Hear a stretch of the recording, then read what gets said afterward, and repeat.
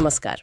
आज हम एक ऐसे विषय पर बात कर रहे हैं जिसने भारत के डिजिटल मनोरंजन जगत में आप कह सकते हैं सचमुच भूचाल ला दिया है। हाँ बिल्कुल। रातों रात एक फलता फूलता उद्योग, ऑनलाइन गेमिंग, एक अभूतपूर्व मोड़ पर आ खड़ा हुआ है। सही कहा। और ये सब हुआ है एक नए कानून के लागू होने से, जिसने मतलब पूरे सेक्टर की नींव ही हिला दी है। बिल्कुल, और ये बदलाव सिर्फ कुछ कंपनियों के मुनाफे का सवाल नहीं है। ये लाखों उपयोगकर्ताओं, हजारों नौकरियों और अरबों के निवेश से जुड़े एक पूरे इकोसिस्टम के भविष्य का सवाल बन गया है। हाँ, हमारे पास इस पूरे घटनाक्रम पर न्यूज़ दुनिया की एक रिपोर्ट के कुछ अंश हैं जो इस बदलाव की परतें खोलते हैं। हमारा मकसद है इस नए कानून को ठीक से समझना, इसके फौरन जो असर हुए हैं उन्हें परखना, और खासकर भारत के सबसे बड़े फैंटेसी गेमिंग प्लेटफॉर्म Dream11 पर इसके प्रभाव को देखना है। तो चलिए इस उलझे हुए मामले को थोड़ा सुलझाने की कोशिश करते हैं। सबसे पहले ये समझते हैं कि आखिर ये नया कानून है क्या और इसने मतलब बदला क्या है। हाँ, तो जैसा कि स्रोत बताता है, संसद ने 21 अगस्त को promotion and regulation of online gaming bill 2025 पास किया। 21 अगस्त को? और सिर्फ एक दिन बाद 22 अगस्त को इसे राष्ट्रपति की मंजूरी भी मिल गई। ये तेजी, ये अपने आप में बहुत कुछ कहती है। हाँ, ये रफ्तार तो वाकई चौंकाने वाली है। और इस कानून का सबसे बड़ा और शायद सबसे दूरगामी असर वाला नियम क्या है? देखिए, सबसे महत्वपूर्ण बात जो स्रोत एकदम साफ करता है वो ये है कि भारत में अब हर तरह के रियल मनी गेम्स, हाँ, मतलब असली पैसे दांव पर लगाकर खेले जाने वाले ऑनलाइन खेल, वो पूरी तरह से गैर कानूनी घोषित कर दिए गए हैं। पूरी तरह से? मतलब कोई कैटेगरी नहीं छोड़ी? फैंटेसी, पोकर, रमी, सब इसमें कोई लाग लपेट नहीं, कोई श्रेणी नहीं छोड़ी गई। फैंटेसी, स्पोर्ट्स, पोकर, रमी सब इसके दायरे में है। और सुनने में आ रहा है कि इसे हल्के में लेने की गुंजाइश भी नहीं है। स्रोत सजा के बारे में क्या कहता है? स्रोत के अनुसार परिणाम बहुत गंभीर हैं। कानून तोड़ने पर न केवल भारी भरकम जुर्माने, कितने करोड़ों रुपए तक जा सकते हैं, बल्कि जेल की सजा का भी प्रावधान है। ये सिर्फ नियम तोड़ना नहीं, इसे अब एक क्रिमिनल एक्टिविटी माना जाएगा। यहाँ ये समझना जरूरी है कि ये पहले की बातों से कितना अलग है। पहले भी तो रेगुलेशन की बात होती थी ना? बिल्कुल सही सवाल है। पहले जो चर्चाएं होती थी वो ज्यादातर रेगुलेशन यानी नियमन के इर्द गिर्द थी। कैसे कंट्रोल करें, टैक्स कैसे लगाएं, यूजर्स को कैसे सेफ रखें। हाँ। लेकिन ये कानून रेगुलेशन से बहुत आगे है। ये रियल मनी वाले पहलू पर सीधा और पूर्ण प्रतिबंध लगाता है, कंप्लीट बैन। अच्छा। और एक दिलचस्प बात यहाँ ये है कि इसने स्किल बनाम चांस, मतलब कौशल बनाम किस्मत की उस पुरानी बहस को भी करीब करीब खत्म कर दिया है जिस पर यह इंडस्ट्री टिकी हुई थी। हाँ, वो तो हमेशा चलता था कि ये स्किल का गेम है, जुआ नहीं। बिल्कुल यही तर्क था। फैंटेसी, स्पोर्ट्स या रमी कौशल के खेल हैं, पर अब लगता है जब असली पैसे का लेन देन ही गैर कानूनी हो गया तो ये बहस ही बेमानी हो गई है। ये सरकार के बदलते नजरिए का एक बहुत साफ संकेत है। ऑनलाइन स्पेस में खासकर पैसे से जुड़ी गतिविधियों पर शायद अब ज्यादा कड़ा नियंत्रण देखने को मिलेगा। और इस कड़े रुख का असर जमीन पर दिखने में बिल्कुल भी देर नहीं लगी। स्रोत बता रहा है कि कानून लागू होते ही देश के सबसे बड़े फैंटेसी गेमिंग प्लेटफॉर्म Dream11 ने फौरन अपने सभी पेड कॉन्टेस्ट, मतलब वो मुकाबले जिनमें एंट्री फीस लगती थी, वो बंद कर दिए। हाँ, ये रिएक्शन बहुत तेज और निर्णायक था। इससे साफ पता चलता है कि कानून कितना क्लियर है और कंपनियों को इसमें कोई लूपहोल नजर नहीं आ रहा। उन्हें तुरंत एक्शन लेना पड़ा। बिल्कुल।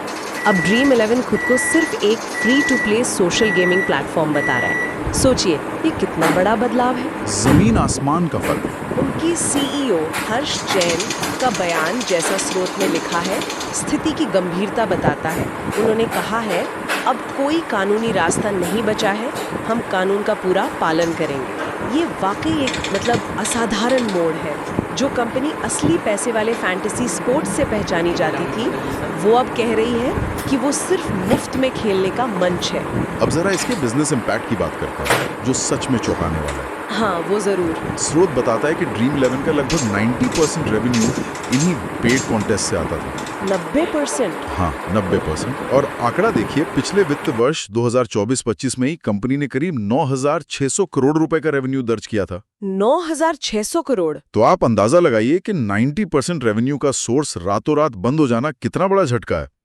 ये सिर्फ इनकम में कमी नहीं है, ये उनके पूरे बिजनेस मॉडल का जो आधार था वही खत्म हो गया। 9,600 करोड़ का 90%, ये तो मतलब अविश्वसनीय आंकड़ा है।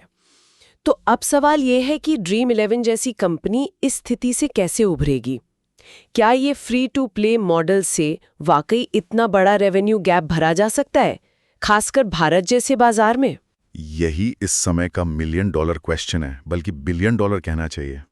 इसका जवाब खोजना ड्रीम 11 के लिए सर्वाइवल का सवाल बन गया है। Free to play F2P model में कमाई के तरीके अलग होते हैं। जैसे? आमतौर पर ये मॉडल विज्ञापन पर चलते हैं, गेम के अंदर ऐड दिखाना या फिर वर्चुअल सामान बेचना, जैसे प्लेयर्स के लिए कॉस्मेटिक आइटम्स जिनकी कोई गेम प्ले वैल्यू ना हो, या फिर प्रीमियम सब्सक्रिप्शन जिसमें कुछ एक्स्ट्रा फीचर्स मिलें। लेकिन इसमें चुनौतियां होंगी? बिल्कुल, कई चुनौतियां हैं। पहली बात, पेड कॉन्टेस्ट से जो सीधी और मोटी कमाई होती थी उसकी बराबरी करना लगभग नामुमकिन लगता है। भारत में विज्ञापनों से प्रति यूजर औसत कमाई ARPU पश्चिमी देशों से काफी कम है। अच्छा। दूसरी बात, वर्चुअल सामान के लिए भारतीय यूजर कितना पैसा खर्च करेंगे, ये भी एक बड़ा सवाल है, खासकर तब जब खेल का मुख्य आकर्षण पैसा जीतना ही खत्म हो गया हो। हाँ, ये बात तो है। और सब्सक्रिप्शन मॉडल, वो भी भारत में धीरे धीरे पैर जमा रहा है, लेकिन क्या वो 9,600 करोड़ के स्केल के 10वें हिस्से की भी भरपाई कर पाएगा, कहना बहुत मुश्किल है। तो उन्हें अपनी पूरी स्ट्रैटेजी बदलनी होगी। स्ट्रैटेजी, प्रोडक्ट, मार्केटिंग, यहाँ तक कि शायद कंपनी का स्ट्रक्चर भी, सब कुछ नए सिरे से गढ़ना होगा। ये सिर्फ दिशा बदलना नहीं, ये इसे एक तरह से पूरी गाड़ी ही बदलना है। मतलब ये कि उन्हें लगभग शून्य से शुरुआत करनी पड़ सकती है, कम से कम रेवेन्यू मॉडल के लिहाज से तो। एक तरह से हाँ, ब्रांड नाम और यूजर बेस उनके पास हैं, जो बहुत बड़ी चीज है। हाँ, वो तो है। लेकिन उस बेस से पैसा कैसे कमाया जाए, वो तरीका पूरी तरह बदलना होगा। ये एक बहुत बड़ी और मुश्किल एक्सरसाइज होगी। और इस अंदरूनी उथल-पुथल का असर सिर्फ कंपनी के फाइनेंस तक ही सीमित नहीं है। एक और बहुत बड़ा और इज्जत से जुड़ा मुद्दा खड़ा हो गया है, उनकी हाई प्रोफाइल स्पॉन्सरशिप्स। हाँ। स्रोत इशारा कर रहा है कि क्या ड्रीम 11 भारतीय क्रिकेट टीम की जर्सी स्पॉन्सरशिप जारी रख पाएगा? इस पर अब गंभीर सवालिया निशान है। हाँ, और ये सिर्फ पैसों का मामला नहीं है। भारतीय क्रिकेट टीम की जर्सी पर किसी ब्रांड का लोगो होना, वो उस ब्रांड के लिए प्रतिष्ठा, विश्वसनीयता और देश के गौरव से जुड़ने जैसा है। सही कहा। ये करोड़ों लोगों तक सीधी पहुंच का जरिया है। इसका सिंबॉलिक महत्व बहुत ज्यादा है। इस पर BCCI मतलब भारतीय क्रिकेट कंट्रोल बोर्ड, उनका क्या कहना है? स्रोत में उनके बयान का जिक्र है शायद। हाँ, स्रोत के अनुसार BCCI ने बहुत संधा हुआ डिप्लोमेटिक बयान दिया है। उन्होंने कहा है कि वह कानून का पूरी तरह सम्मान करेंगे और उसका पालन सुनिश्चित करेंगे। अगर नए कानून के नियम इस स्पॉन्सरशिप की अनुमति देते हैं, तभी ड्रीम 11 का लोगो टीम इंडिया की जर्सी पर रहेगा। अगर नहीं, तो इसे तुरंत हटाया जाएगा और बदलाव किया जाएगा। ये तो अपेक्षित प्रतिक्रिया है, लेकिन इसमें वो कानूनी पेच हो सकता है जिसका पहले जिक्र कर रहे थे, प्रमोशन वाला। बिल्कुल, यहीं पर वो महत्वपूर्ण सवाल उठता है।